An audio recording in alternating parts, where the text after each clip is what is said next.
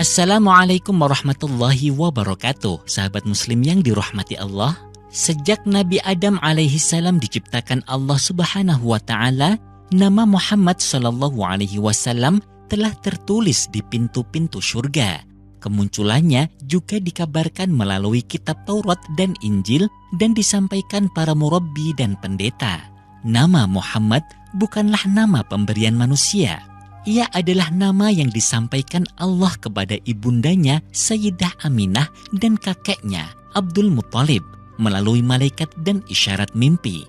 Dalam satu riwayat, seperti tercantum dalam kitab As-Sirah An-Nabawiyah karya Ibnu Hisham, Sayyidah Aminah didatangi malaikat ketika sedang mengandung.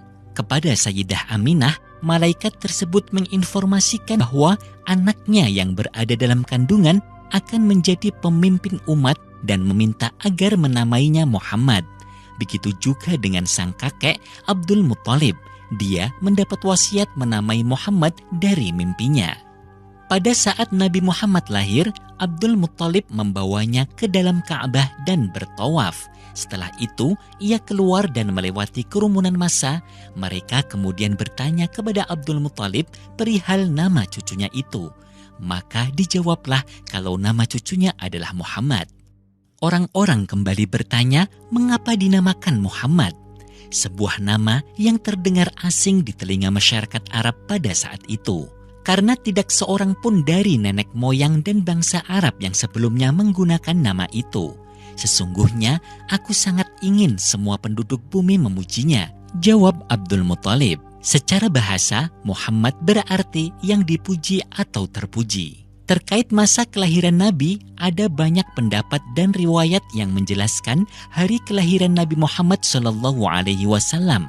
Namun, menurut riwayat yang paling masyhur, Nabi Muhammad lahir pada tahun Gajah, tahun di mana Raja Abrahah dari Yaman dan pasukan bergajahnya menyerang Ka'bah.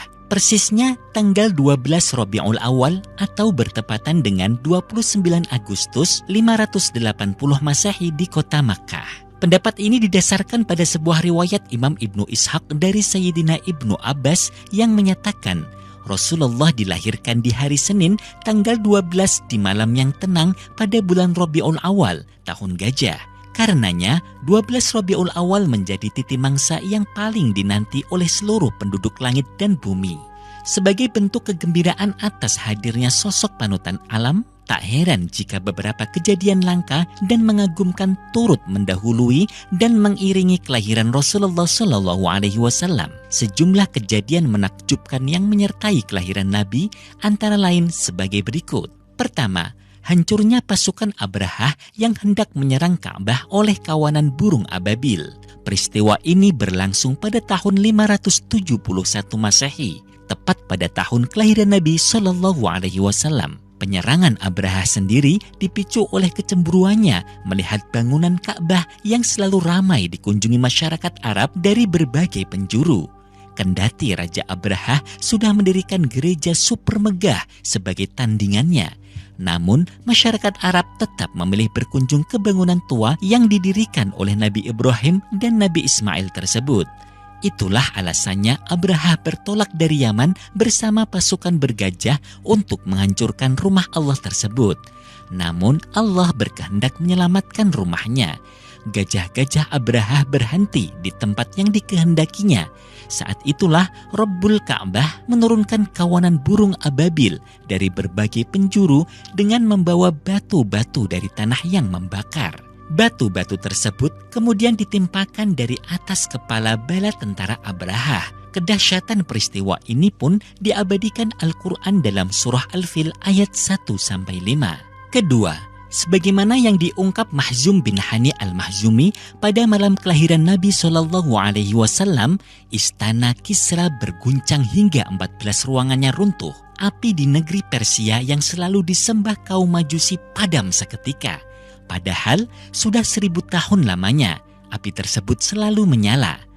Seiring dengan kejadian itu, air danau sawah surut, lembah Samawah kebanjiran. Sejumlah mata air mengering sehingga membuat Kisra dan rakyatnya bingung dan kelimpungan. Dikabarkan pula seorang kepercayaan Kisra bernama Al-Mubizan bermimpi melihat unta-unta bermuatan berat menuntun kuda-kuda bagus. Unta-unta tersebut berjalan mengarungi sungai Tigris dan sungai Yufrat, lalu menyebar ke sejumlah negerinya. Menurut penafsiran, sebuah peristiwa besar di penjuru Arab akan terjadi. Peristiwa dimaksud tak lain adalah kelahiran Nabi SAW. Ketiga, setelah kelahiran Nabi SAW, kaum jin tak lagi bisa mengintip berita langit.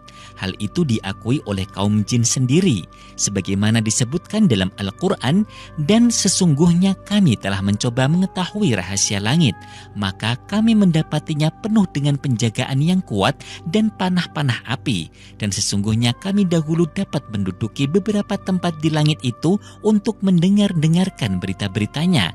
Tetapi sekarang siapa saja yang mencoba mendengarkan tentu akan menjumpai panah api yang mengintai untuk membakarnya. Surah Al-Jin ayat 8-9. Padahal sebelumnya mereka dengan mudahnya mendapatkan kabar dan perintah langit untuk kembali disebarkan kepada juru ramal dan tukang sihir.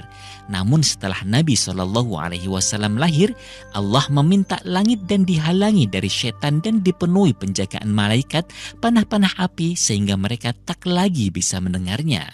Diriwayatkan, tatkala tak bisa mengakses informasi langit, kaum jin berkumpul dan melaporkan kejadian itu kepada iblis. Dengan cepat, iblis menginstruksikan agar kaumnya menyebar ke seluruh bumi, dari barat sampai timur, seraya memastikan apa yang sesungguhnya terjadi.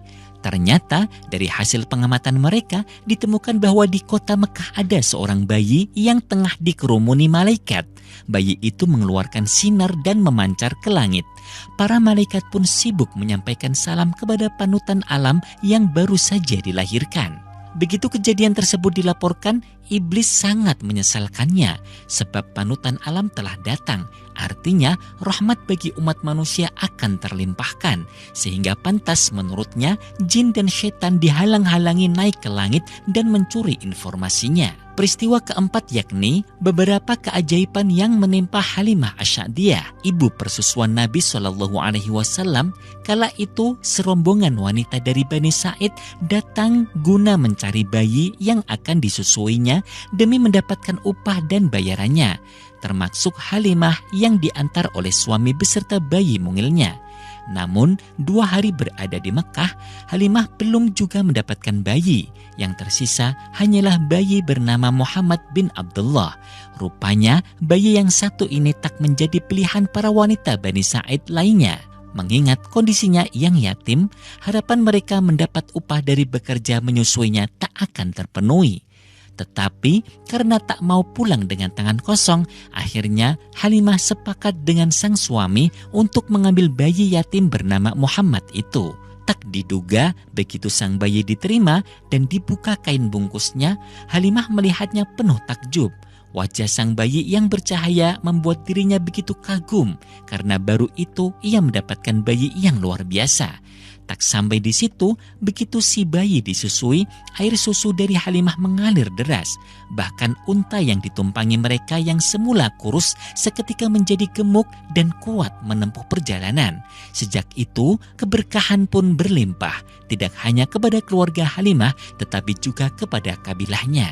Itulah beberapa peristiwa menakjubkan yang menyertai kelahiran Nabi SAW.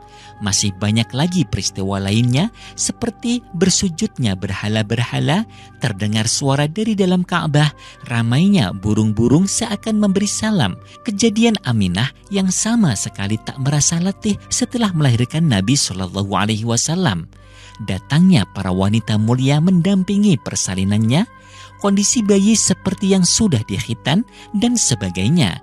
Itulah sekilas tentang kelahiran Nabi. Beberapa peristiwa mengagumkan yang menyertainya dan tradisi memperingatinya.